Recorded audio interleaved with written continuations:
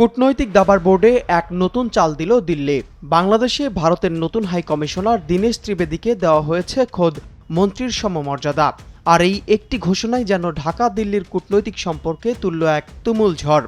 চায়ের কাপ থেকে শুরু করে ভূরাজনীতির অলিন্দে এখন একটাই প্রশ্ন, দিল্লির এই নতুন কৌশলে ঢাকার হাত কি তবে কিছুটা বেঁধে ফেলা হলো?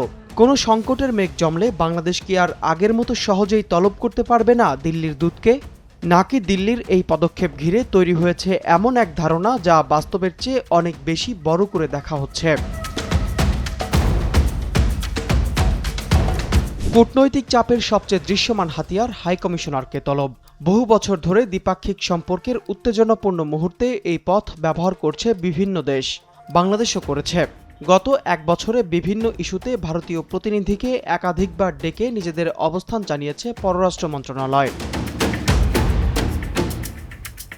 কূটনৈতিক নিয়ম অনুযায়ী একজন রাষ্ট্রদূতকে যে কোনো সময় তলব করতে পারে এবং কোনো বক্তব্য, নীতি, সীমান্ত, ভিসা, রাজনৈতিক মন্তব্য বা দ্বিপক্ষীয় ইস্যুতে ব্যাখ্যা চাইতে পারে স্বাগতিক দেশের পররাষ্ট্র মন্ত্রণালয়।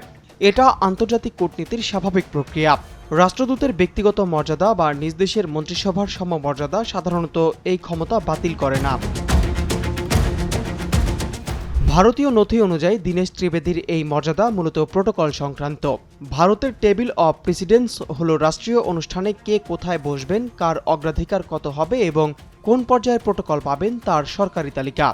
এই তালিকায় কাউকে সাময়িকভাবে মন্ত্রীর মর্যাদা দেওয়া মানে তিনি সরকারি অনুষ্ঠানে কেন্দ্রীয় মন্ত্রীর সমপর্যায়ের প্রোটোকল পাবেন।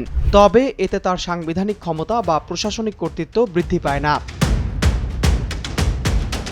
কারণ তিনি ভারতের অভ্যন্তরীণ প্রোটোকলে ক্যাবিনেট পদমর্যাদা পেলেও বাংলাদেশে তার মূল পরিচয় তিনি হাই কমিশনার অব ইন্ডিয়া। বাংলাদেশের পররাষ্ট্র মন্ত্রণালয় যে কোনো কূটনৈতিক প্রয়োজনে তাকে ডেকে পাঠাতে পারবে এবং তিনি সেই নিয়ম মানতে বাধ্য। 25 জুন বঙ্গভবনের রাষ্ট্রপতি মোহাম্মদ শাহাবুদ্দিনের কাছে পরিচয়পত্র পেশ করে আনুষ্ঠানিকভাবে দায়িত্ব গ্রহণ করেন দীনেশ ত্রিবেদী। একই দিনে ভারতীয় ভিসা কার্যক্রমও পরিদর্শন করেন তিনি।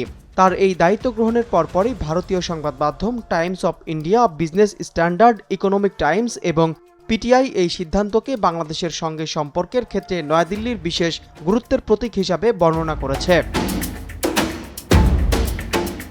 তারপরেও বিষয়টি নিয়ে এত আলোচনা কারণ বিষয়টি ক্ষমতার নয়, সংকেতের। 2024 সালের রাজনৈতিক পট পরিবর্তনের পর ঢাকা দিল্লি সম্পর্কে তৈরি হয় দৃশ্যমান দূরত্ব। পরে যোগাযোগ বাড়লেও পুরোপুরি কাটেনি আস্থার ঘাটতি। এমন সময়ে একজন সাবেক কেন্দ্রীয় মন্ত্রী ও রাজনৈতিকভাবে পরিচিত ব্যক্তিকে ঢাকায় পাঠিয়েছে ভারত। ভারতীয় গণমাধ্যমগুলোর প্রতিবেদন বলছে ঢাকা দিল্লি সম্পর্ক এখন শুধু আমলাতান্ত্রিক যোগাযোগ দিয়ে পরিচালনার পর্যায়ে নেই। সম্পর্কের জটিলতা সামাল দিতে রাজনৈতিক প্রভাব ও সিদ্ধান্ত গ্রহণের সক্ষমতা সম্পন্ন প্রতিনিধির প্রয়োজন রয়েছে। এশিয়া টাইমসও বলেছে রাজনৈতিক আস্থার ঘাটতি দূর করতেই অভিজ্ঞ রাজনীতিককে পাঠানো হয়েছে। তবে কূটনৈতিক সম্পর্ক উন্নয়নের প্রকৃত পরীক্ষা হবে বাস্তব ইস্যুগুলোতে। তিস্তার পানি বণ্টন, সীমান্তে হত্যাকাণ্ড, বাণিজ্য বৈষম্য, বিদ্যুৎ ও জ্বালানি সহযোগিতা, সংযোগ প্রকল্প, ভিসা সহজীকরণ এবং নিরাপত্তা সহযোগিতার মতো বিষয়গুলোতে অগ্রগতি না হলে কেবল প্রতীকী সিদ্ধান্তে সম্পর্কের বড় পরিবর্তন আসবে না বলে মন্তব্য বিশ্লেষকদের।